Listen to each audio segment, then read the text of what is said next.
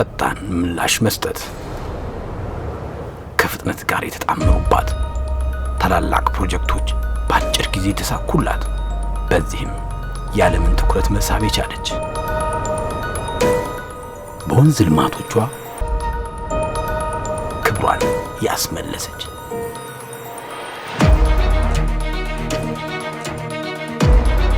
ይህች ከተማ አዲስ አበባ ነች። አዲስ አበባ ለካ በታላላቅ ፕሮጀክት ስኬት ብቻ አልቆመችም። ሜጋዎቹን እውን እያደረገች ሌሎች ጥያቄዎችንም ትሰማለች፣ ምላሽ ትሰጣለች።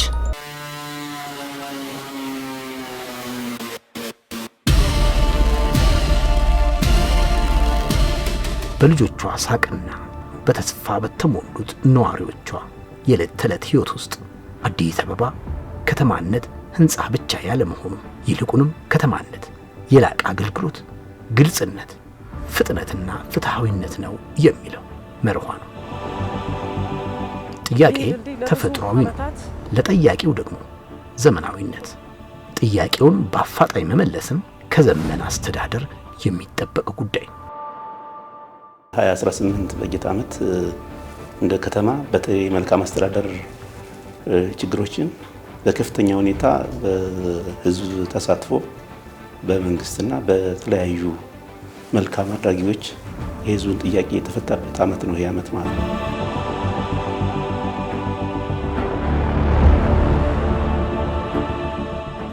አዲስ አበባ ካሏት ታላላቅ ስኬቶች ጎን ለጎን ለበርካታ ዓመታት ለተለያዩ መልካም አስተዳደር ችግር መፍትሄ የሚጠይቁ ነዋሪዎች ወደ እሷ ይቀርቡ ነበር።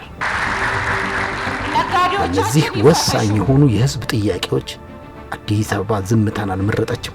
ከዛ ይልቅ ይህን የህዝብ ጥያቄ ለመስማትና ምላሽ ለመስጠት አንድ አዋጅ አወጣች። እሱም አዋጅ ቁጥር 74/2014። በዚህ መሰረት የመልካም አስተዳደርና አቤቱታ ዘርፍ ተቋቋመ። ዓላማውም አንድ ነው፣ ተጠያቂነትን ማስፈን። ችግር ነው እንጂ ሁልጊዜ አለቅሳለሁ። ሁልጊዜ ከራሴ ብነሳ እኔ ታመሜ የሚወስደኝ አጥቼ መራመድ አጥቼ ባይገርምክ እሪ ይዞኝ እሪን መታከም አቅቶኝ የአካል ጉዳተኛ የሆንኩበት ወረዳ ነው። እስከዚህ ድረስ አካል ጉዳት ሩቅ ስለሆነ ነው። ሩቅ በቅርብማ ቢሆን ታክሜ ሕክምና አለ ታክሜ እገባለሁ። ከራሴ መነሻ ነው። ለሌላው ወሊድ በተለይ ከምንም በላይ የሚልስ ወሊድ ሕክምና በማጣት እዛው ትሞታለች።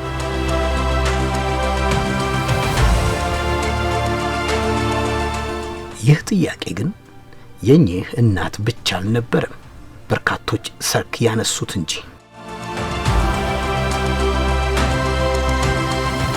እነዚህ ቁጥሮች ብቻ አይደሉም የአዲስ አበባ ብርቱ ምላሿም አዲስ አበባ ያሰኟት የባህሪዎቿ መገለጫዎችም እንጂ።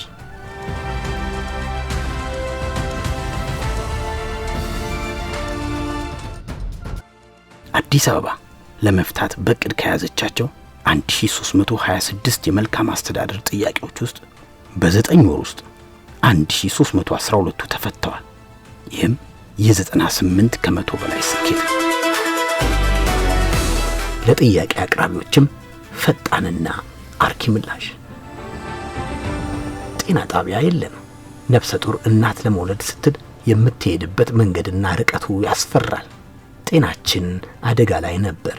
ይሄ በልደታ ክፍለ ከተማ ወረዳ 5 ነዋሪዎች ዘንድ ሰርግ የሚነሳ ሮሮ ነው። በዚህ በልደታ ክፍለ ከተማ ወረዳ 5 የጤና ጣቢያ አለመኖር ከ45000 በላይ ሰዎችን ሕይወት ፈትኖ ነበር። እነዚህ ነዋሪዎች አገልግሎት ፍለጋ አጎራባች ወረዳዎችን ደጅ መጥናት ነበረባቸው። 52 ዓመት ኖሬያለሁ። በጣም ከሚገባ በላይ ችግር የነበረበት ከምንም ከየትም የተለየ እንደ አዲስ አበባ ብለው ምንም ችግር የለውም። የተለየ ሕክምና ያጣበት እናት በወሊድ የምትሞትበት አባት ተሸክመ ጤና ጣቢያ የማታደርስበት በተለያየ መንገድ በህመም የሚሞቱበት ሕክምና የለም ማለት ይቻላል።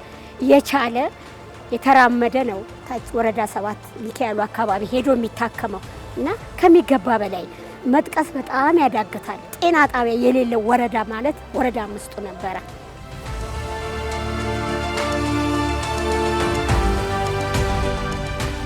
በጣም እንቸገራለን። አንደኛ ነዋሪው ስፋት ያለው ነዋሪ ነው።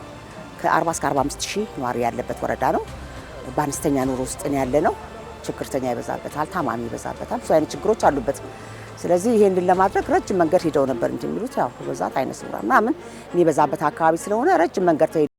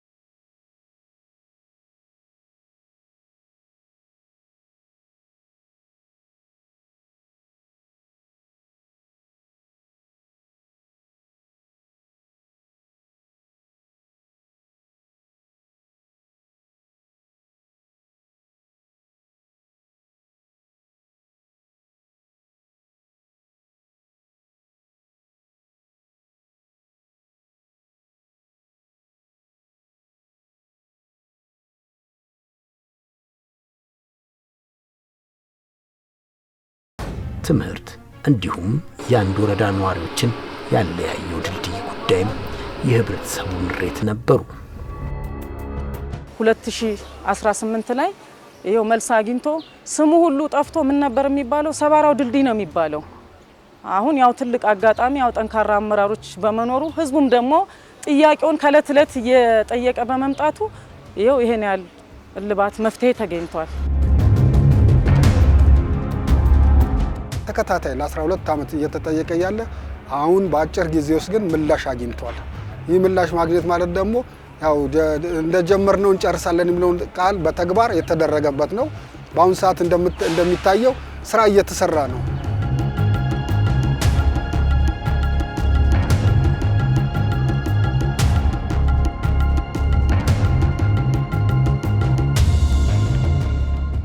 አሁን እንደምታዩት ትምህርት ቤቱ እጅግ የሚያምር እጅግ ውብ ገብቶ ለማስተማር ሳቢ የሆነ ለቀጣይ ለትውልድ የሚፈራበት እጅግ ማራኪ ሆኖ አግኝተናል።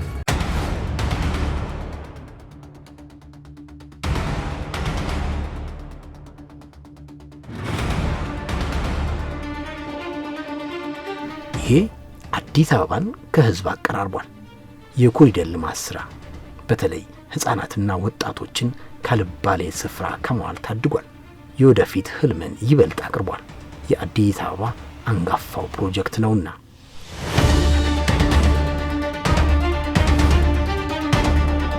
ወዲህ ደግሞ ፍላጎት አይቆምምና የየካ ወረዳ 1 ወጣቶች ጥያቄን አንስተዋል። የስፖርት ቦታ፣ ስብዕናችንን የምንገነባበት፣ ጉልበታችንን የምናወጣበት ሜዳ ደጃፋችን ይድረስ ሲሉ ጥያቄውም የመልካም አስተዳደር ሆኖ ለከተማዋ የቀረበ ነው።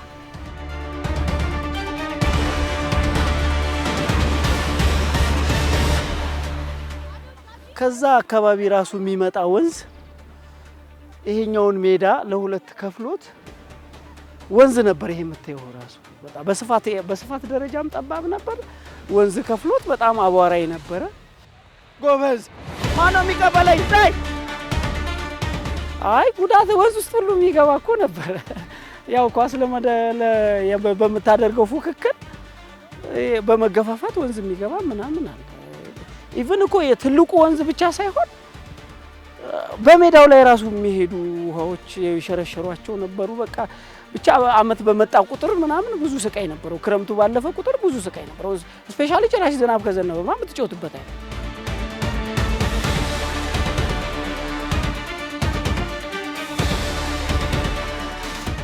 በክረምት ጊዜ ሜዳው ላይ አንሰራም፣ ጭቃ ስለሚሆን ታኬታ ምናምን አንሸራታሽ ሜዳ ነው።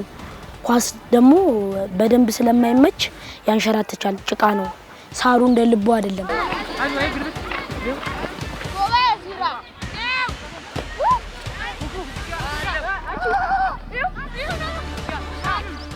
የማያቋርጥ የወጣቶች ጥያቄ ነበር። ይሄንን ጥያቄ በተለይ በባለፈው አመት የወጣቶቹ ጥያቄ እጅግ በጣም ከፍ ያለ ነው።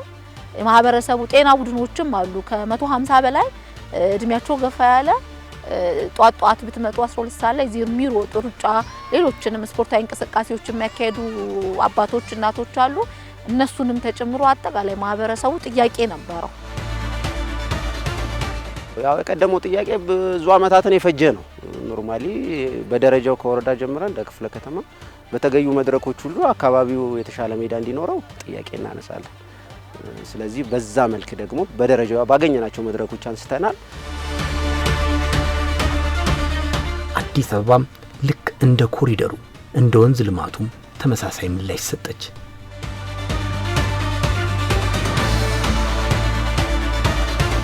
በምላሹም ወጣቶች የሚውሉበት ጊዜ የሚያሳልፉበት ከደጃቸው አግኝተዋል።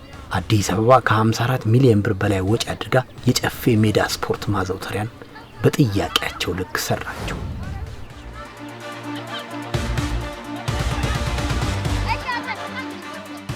እንደምታየው እንግዲህ አሁን ብዙ ቁጥር ነው ያስተናገደ ያለው ከስፋትም አንፃር እንግዲህ አሁን ይሄ የምታየው ግማሽ ሜዳ ላይ ስንት ተጫዋች እንደሚጫወት አስበውና ብዙ ቁጥር ያስተናገደ ነው።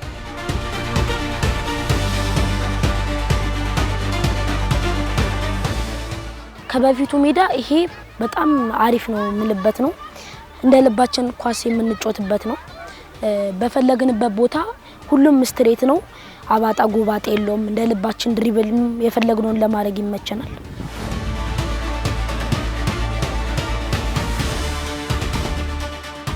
የወንዝ ልማት የአዲስ አበባን ወንዞች ከሞት አንስቷል። ነዋሪዎችም ጥያቄያቸው ተመልሷል። ይህ ታላቅ ምላሽ ቢሆንም በዚህ በጉለሌ ክፍለ ከተማ ሌሎች ጥያቄዎች ይቀሩ ነበር። ዝናብ በዘነበ ቁጥር ልባቸው የሚርድ ነዋሪዎች፣ ልጆቻችንን ጎርፍ ይወስድብናል ብለው የሚሰጉ፣ ስጋቱ በጉለሌ ወረዳ 7 ሰማይ ስር ያንዣበበ የነዋሪዎች ትልቅ ስጋት ሆኖ ቆይቷል።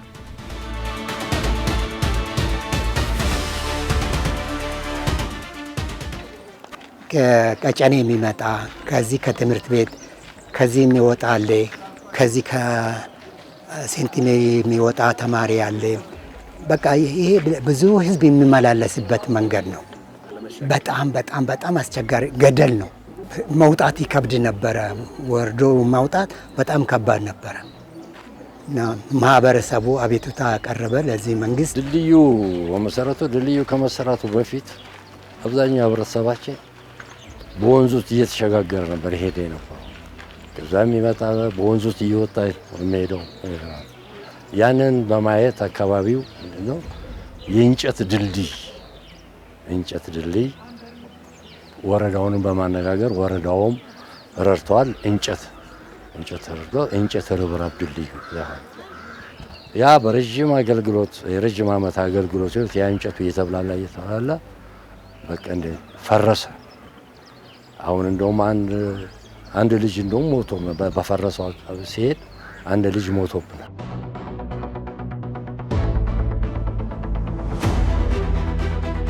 ስጋቱ ግን የቆየው አዲስ አበባ መልሷን እስክትሰጥ ብቻ ነው። የጎርፍ ስጋት በነበረበት ወረዳ 7 አካባቢ በተሰጠው ፈጣን ምላሽ ነዋሪዎች እፎይ ብለዋል።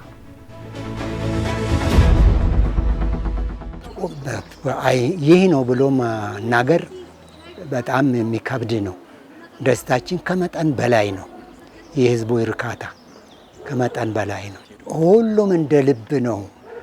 ቀንም ሌሊትም እንደ ልብ ነው። ጠበቃም አለ። እዚህ ጋር ማዶ ላይም ጠበቃዎች አሉ። ያለ ምንም ችግር ሰው ይተላለፍበታል። በዛሬ ለምንም ስጋት የለበትም። በእውነቱ ጥያቄያችን በመንግስት በኩል ከፍተኛ ተመልሶልናል እና የህብረተሰቡም ችግር የነበረው ሁሉ ተቃሏል።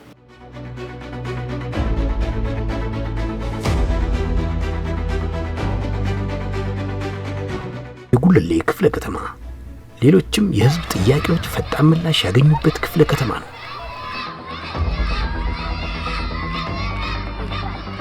የነበረው ችግር እንዲፈታልን ስናቀርብ የነበረው ጥያቄ ተመልሶ አሁን የቅድመ አንደኛ 2 G+2 ክፍሎች ተገንብቶ ተማሪዎቻችን በነጻነት ምቹ ክፍል ውስጥ ምቹ ግቢ ውስጥ እየተማሩ ይገኛሉ።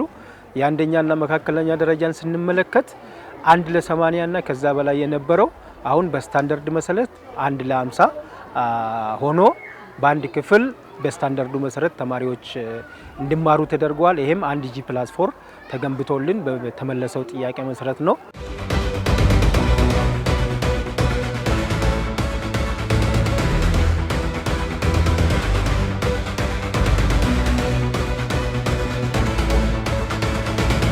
በአዲስ ከተማ ክፍለ ከተማም የተሰሩ የፍሳሽና የጎርፍ መከላከያ ስራዎች የሺዎችን የጤናና ደህንነት ጥያቄ መልሷል። ስጋት ነበረ። በክረምት ወቅት በጣም ኃይለኛ ችግር ጎርፍ የሚወርድበት ቦታ ነው። ከዛ ከንጦጦ ዘንቦ በጣም እስከ ጫፍ ድረስ ሞልቶ የሚመጣበት ሁኔታ ነበረ። ሰዎች እያንከባለለ ቤት ነቅሎ አፍርሶ የሚንከባለልበት ሁኔታዎች የነበረና እዛ አካባቢ ህብረተሰቡ በጣም ትልቅ ችግር ስጋት ውስጥ የነበረበት ሁኔታ ነበረ። ከላይ ኃይል ስላለው ከላይ ይዞት የመጣው ቆሻሻ ይወል ይሄ ከትንሽ ዘንቦ ኃይል ባገኘው ቁጥር የቦታ በጣም ያስፈራ ነበር። አሁን አስተማማኝ ሆኗል። አሁን እዚህ ጋር ስጋት የለም።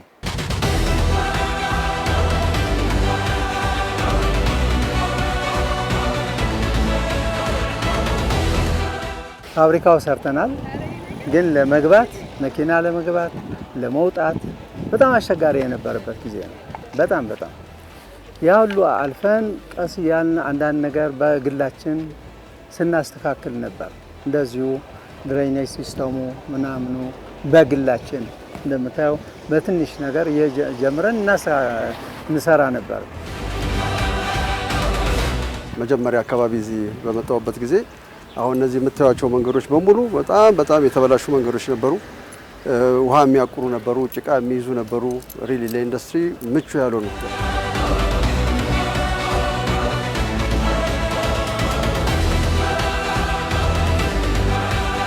ቦሌ ወረዳ 7 የኢቢኤስ መንደር ነዋሪዎች የመንገድ ጥያቄ በ129 ሚሊዮን ብር ምላሽን አግኝቷል።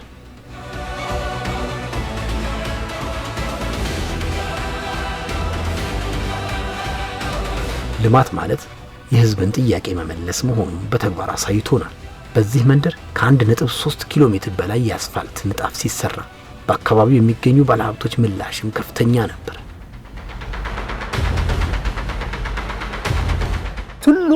ትልቁ ዋናው ሚና የተጫወተው ወረዳው ነው። እኛ ብሩን ማዋጣት ነው። በጣም የሚያምረው እያያችሁት ነው እንግዲህ ሰው እንዴት እንደሚሄድ መኪኖቹ ምን የሚመስሉ መኪኖች ያን ዋናው መንገዱን ትተው በዚህ ነው የሚመጡት። በተለይ ጥሬ ዕቃ ስናመጣ ምርትም ስናወጣ መኪኖች ብዙ ጊዜ ደስተኞች አይደሉም። ወደዚህ ለመግባት እዚህ ጋር ደርሰህ ወደዚህ ትገባለህ ተብሎ ሲባል አይ ያ መንገድ ምቹ አይደለም ለመግባት አይመቸንም ብሎ አንዳንድ ትራንስፖርተሮች እንደው ፍቃደኛ የማይሆኑበት ሁኔታ ነበር። አሁን ግን በቀላሉ ይገባሉ፣ ይጭናሉ፣ የምርቶቻችንን ይዘው ይወጣሉ፣ ጥሬ ዕቃ ማራክፈው ይወጣሉ። ይሄም ትልቅ የሆነ ነገር ይዞ መጥቷል።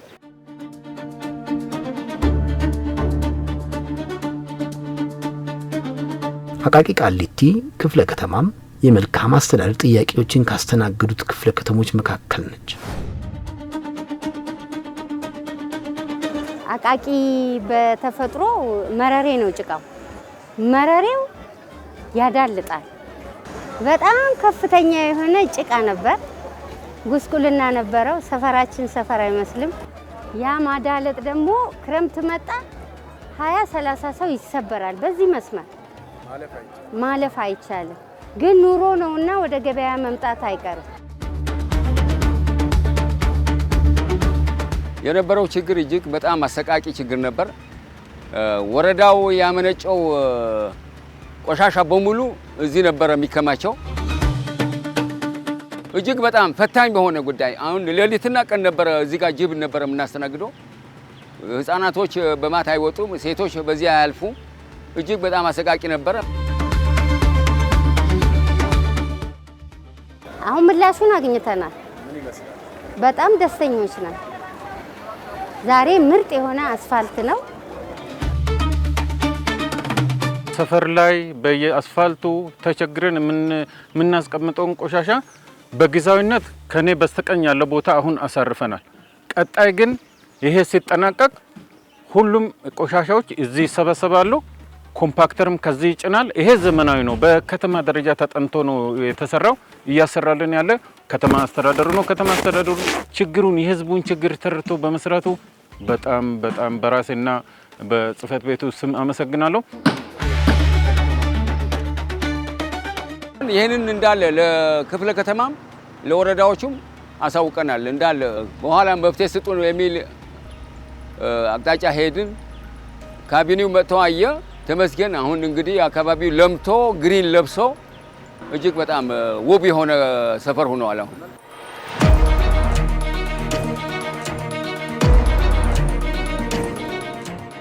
በከተማ ደረጃ ወደ 347 የሚሆኑ ችግሮች ነበሩ የተለዩት። ከነሱ ውስጥ ወደ 334 የሚሆኑት የተፈቱበት አግባብ አለ። በክፍለ ከተማም እንደዚሁ የተለዩ ወደ 610 ነበሩ። ወደ 596 የሚሆኑት የተፈቱበት አግባብ አለ። በወረዳ ደረጃም እንደዚሁ በየሌብሉ ወደ 449 የሚሆኑ ነበሩ። አጠቃላይ 445 አካባቢ የተፈቱበት አግባብ አለ። ብሎክም እንደዚሁ ብሎክ ማለት ነዋሪው በራሱ አቅም አካባቢውን ችግሩን የሚፈታበት አደረጃጀት ስላለ ወደ 267 የሚሆኑ ችግሮች ነበሩ እንደ ከተማ የተለዩት።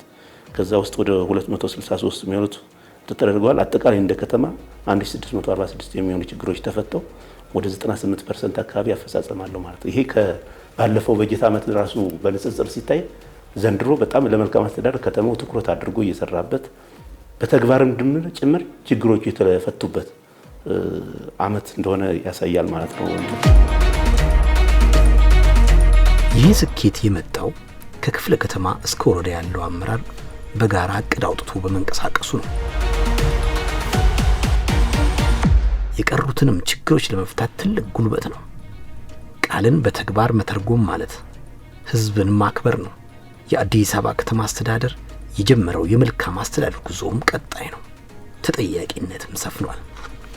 መልካም አስተዳደር ማለት ወረቀት ላይ የሰፈረ ጽሑፍ ብቻ አይደለም። መልካም አስተዳደር የነዋሪዎች ፈገግታ፣ ተስፋና እረፍት ነው። የአዲስ አበባ ከተማ አስተዳደር የጀመረው የለውጥ ጉዞ ይቀጥላል። የቀሩት ችግሮችም በሂደት ምላሽ ያገኛሉ። ምክንያቱም ቃል የተገባው ለህዝብ ነው፣ ተግባሩም ለህዝብ።